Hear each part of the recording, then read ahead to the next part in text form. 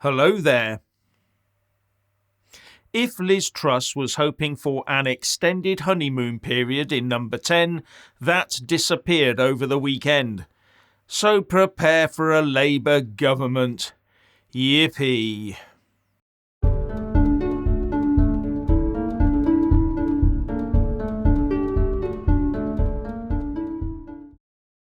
The bookies are already wading in with odds that Liz Truss will be moving out of number 10 before she has a chance to order any new wallpaper, if the state could now afford it, that is.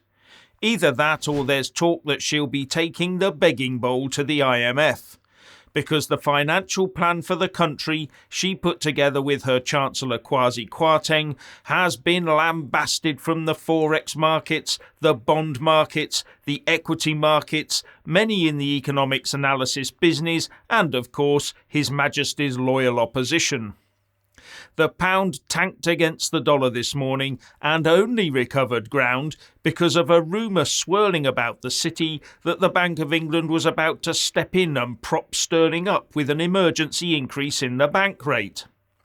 And all this is a gift to the Labour Party as they talk during their party conference about being the sensible party of sound money preparing for government. And Liz Truss has only just got into the hot seat. But it's worse for her than that. There is talk that MPs are queuing up to hand letters of no confidence in their new leader to the chair of the Tory Party 1922 committee, Sir Graham Brady. Now that would be embarrassing if there were now a sufficient number of letters to trigger a vote of no confidence in her. And could we see Boris back much sooner than anyone anticipated? Although I doubt that, because the Privileges Committee kangaroo-style investigation is intent on defenestrating him at the earliest opportunity. Although we're being told not to criticise the committee, as I'll explain later. But it would be a good spectacle to see Boris winning through to the final two and getting the party membership vote, though. The lefty meltdown would be a joy to watch.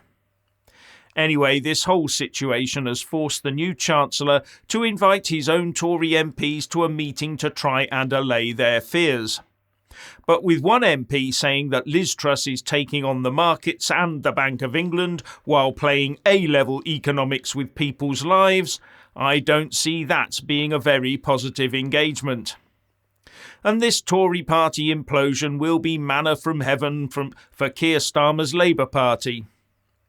Now, the Brexiteer and founder of Leave Means Leave, John Longworth, has a piece in the Telegraph and says that Liz Truss is fighting for the future of Brexit and must stand firm.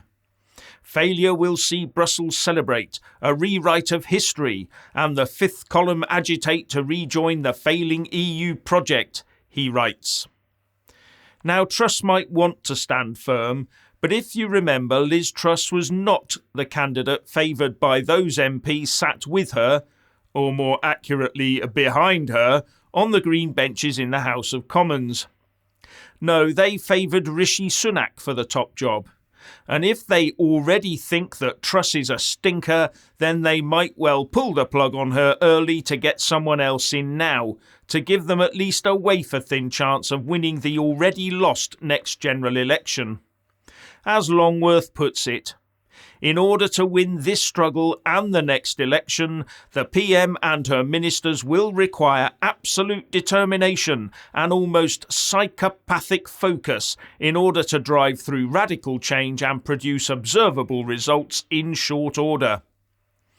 But if the lefty civil service sees Truss on the ropes, she'll be facing an equally psychopathic focus ranged against her.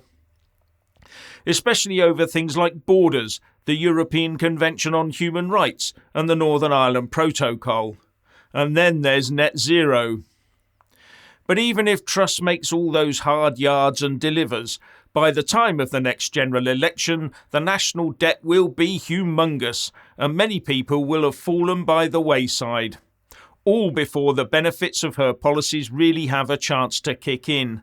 And in our limited choice of having either a red government or a blue government, the voters will be drawn to Starmer and his Labour Party and will probably decide it's his turn to have a go.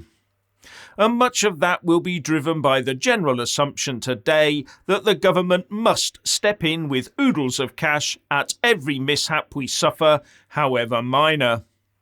When the Tories took over from Labour in 2010, they found a letter from the outgoing party saying, "Good luck, but there's no money left." And that's when the national debt was about a third of what it is now. Yes, I know the annual deficit is more manageable now, but the national debt still needs paying down. And as interest rates rise, so too will the cost of servicing that debt. But Labour is talking about a massive spending spree and increasing the size of the state yet further, and it's been confirmed by the Shadow Transport Secretary Louise Haigh that Labour still intends to nationalise the rail network. But at what cost, and where will they get that money from? Now, the Treasury has, this afternoon, put out a statement designed to settle the markets. So it looks like the hope amongst investors that a rate hike was imminent might have been dashed for now. Basically, it says that the Chancellor will set out his plans to cut UK debt on the 23rd of November, and also that an Office for Budget Responsibility report will also be available at that time. And the pound, which had recovered to $1.08, started to sink again. The markets, it seems, wanted action with a rate rise, not a piece of paper from the Treasury. As for the Bank of England, the trouble is that an unexpected emergency rate hike makes it all look a bit panicky, but doing nothing could risk a sterling collapse. But the Bank of England has just issued a statement saying that it will review the bank rate at the next scheduled meeting of its Monetary Policy Committee on the 3rd of November, an age away in political terms. We'll just have to wait and see what now happens, but that statement does seem to have stabilised the pound somewhat. But all this market turmoil will not endear the truss-bust economic policy to her fellow MPs, and they are the ones that matter as far as her continuing in office right now is concerned. Now, the committee looking into whether Boris Johnson misled Parliament, the Privileges Committee, has felt forced to make a statement defending the way it is handling this particular case, and says that it will all be above board and completely Bristol fashion. It also said that the groundless criticism and comment, as well as personal attacks on members of the committee, is an unprecedented campaign and should be regarded as unacceptable. In some instances, these attacks constitute a potential contempt of Parliament because they appear to be designed to impede the functioning of the House. And they definitely did not like being told by Lord Panic, a King's Counsel, that they were proposing to adopt an unfair procedure. A committee trying to shut down dissent? Now, it looks like there will be another female Prime Minister in Europe very shortly, with Italy's Giorgia Meloni, the leader of the right-wing Brothers of Italy party, expected to become the leading party with 26% of the vote. And that is a staggering 21.6% increase on the 2018 elections. That would make Meloni Italy's first female Prime Minister. So the Italian right wing would be following the UK's right wing in being more gender inclusive at the top than the left wing. Meloni said, "Italians have clearly indicated they want a centre-right government led by Brothers of Italy. Italians have chosen us and we will not betray them as we have never betrayed them." But the Italian voters aren't expecting much from their politicians these days.